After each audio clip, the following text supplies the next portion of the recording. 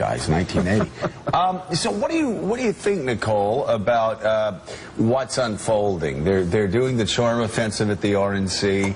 Paul Manafort talking about, hey, a lot of this is for show. And truth be known, Trump kind of said that himself. I'm gonna be tough for a little bit longer. I have these moments where I think, so say he wins and he's president for 4 years. I can see him like on the helicopter coming home saying, I'll be presidential in the after presidency. It'll come in the post-presidency when I make my library on Fifth Avenue. I actually don't think we'll ever arrive at a point where he is in the moment of being presidential, because there's always a fight. And the truth about the modern American presidency is you're always at odds and advocate. I mean, that's the point. You're, leader of the free world. The whole idea of it is that you fight the fights that you have to fight to advance American interests. So this sort of fantasy keeps moving the arrival date of when he will become presidential. But in the meantime, I think he is successfully exceeding the very low bar he set for himself. I think that by simply ceasing to attack Megyn Kelly on Twitter, he's got all of us talking about this pivot he's made, because he has. The truth is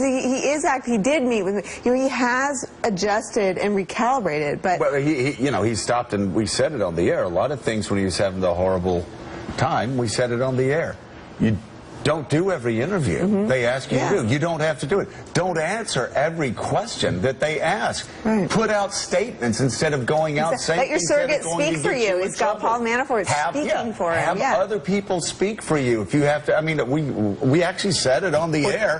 One thing after another after another, and he's done everything that list that you just we all think he should have done. How brilliant he has set it up, that the bar, you just basically said he's acting presidential because he's not calling into shows, he's letting people speak for him. I mean, just nothing, he's not giving any incredible policy speech. So the great thing that he has set up for himself, and I actually think, I'm going to say this out loud, I actually think this guy's going to win.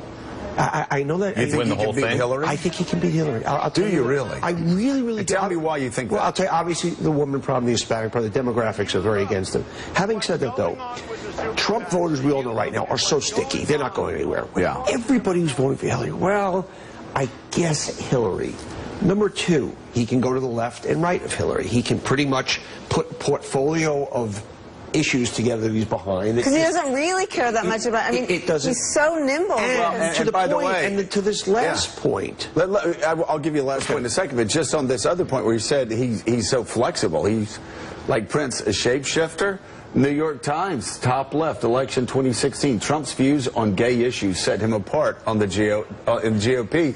I mean, Trump on social issues, on Planned Parenthood, when he was in the middle of the fight in South Carolina.